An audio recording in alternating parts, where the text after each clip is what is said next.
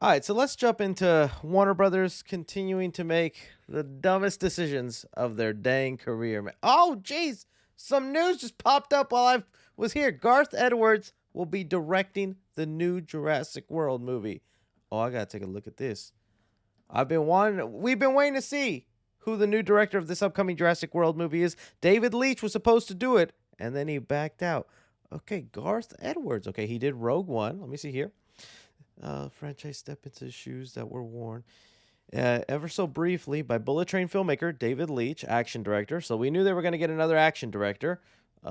See, because they're trying to release this movie by July of 2025. Let's see here what this says. After Leitch fell off, the studio and producers put on their safari hats to wade into the jungles of Hollywood and find a filmmaker who was experienced with big studio productions, who could accept that the role would be more shooter than auteur, and oh yeah, had to be available quickly as the studio's intent on commencing production in June. Universal had a very short list on its hands, but Edwards quickly rose up. See, and that's the thing that scares me about this Jurassic World movie. So, Garth Edwards, now that name sounds so familiar. What has he done? Has known his way around the creature feature thanks to the breakout indie monsters. Okay, I remember hearing that. Godzilla, which launched Legendary's MonsterVerse, that was pretty good. He's already weathered one tremendous production to his experience on Star Wars Rogue One. That was also pretty good. Okay, all right. Let me look him up again just to see everything. Garth Edwards, that Godzilla credit director gives me hope. Monsters also gives me hope. See, this right here is already looking a little bit better than David Leitch. I'm not saying David Leitch was not a good director. He was. Almost every single one of his movies. Leitch. Let me see. Almost every single one of the movies he made, I enjoyed. I like Bullet Train a lot. I'm looking forward to Fall Guy this year. Deadpool 2, obviously awesome. I think the one I enjoyed the least was probably Hobbs and Shaw, but even then, I still think that was an enjoyable movie. John Wick is awesome. Nobody was great. But these were not the movies when I was like, oh, yes, definitely screams Jurassic World in a Jurassic Park movie. Garth Edwards, on the other hand, you got monsters. Very kind of creature-esque, enjoyable movie.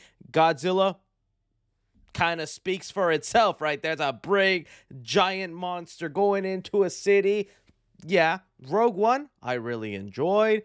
Now, he did The Creator, which I have not gotten the chance to check out yet, but I have not been hearing stellar things. I heard it was let down potential. Either way, the monsters and Godzilla credit give me so much more faith because it looks like he does have some experience. Because Godzilla was kind of terrifying. That first one, they treated it scary. You know, Godzilla's presence feels huge, and you see it from the eyes of a human, and you're just small, and you're like, oh my goodness. Now, that's the part, though, that was, but getting on to the part that was scaring me is here it says, they wanted someone who was just ready to shoot the movie, that was not going to, like, fight with the studio and cause any problems. See, they wanted a shooter, not an auteur, meaning, unfortunately, we have a deadline to hit. July 2nd? July 2nd, 2025. We need to hit that release date because we, for some reason, are trying to rush the heck out of this movie. And so we don't have any time for you to put in new ideas, change the script, do anything. It's like, this is what we got.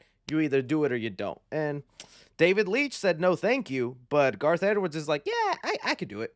I could handle that. That's fine for me. So hopefully he could still do something great with it. But again, remember, even with the more monster-centric credits, whether it is the monster or Godzilla, still pretty much action, right? These are action films. They have some sort of, like, especially Rogue One is an action-filled action movie. You do got to remember that one scene when Darth Vader came in Rogue One. That was a pretty good, horrifying scene.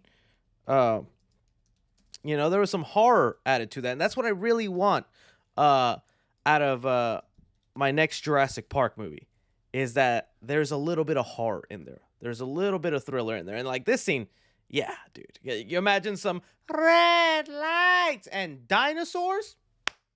Garth Edwards is our man. I want to see how the internet is reacting to this. Let me see how the internet is reacting to it. Let's refresh now, because this was just brand spanking new. Okay, good choice, especially for the visual side of the movie. Now get him a good script. Hopefully he has a good script because, like I said, Universal just wants to pump this thing out. So that script must be top notch good if they don't even want to change anything about it.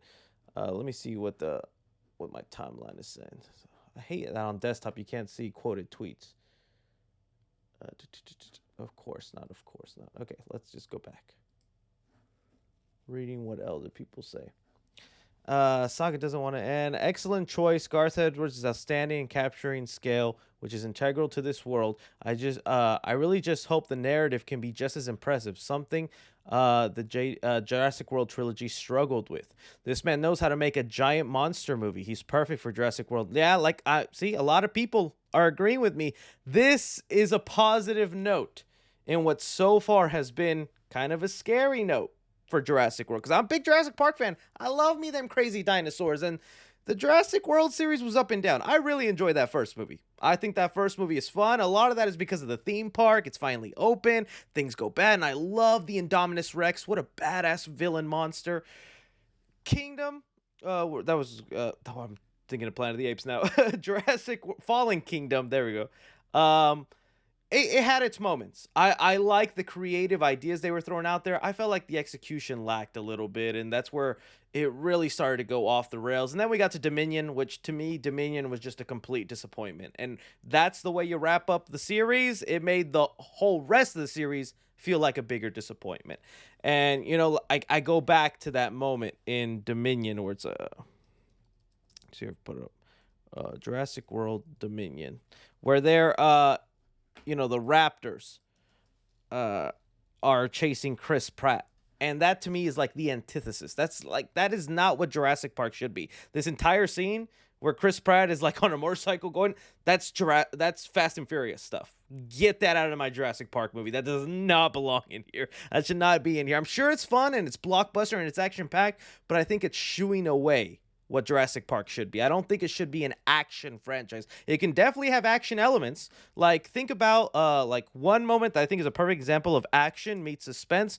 Jurassic Park 2, was it the RV scene?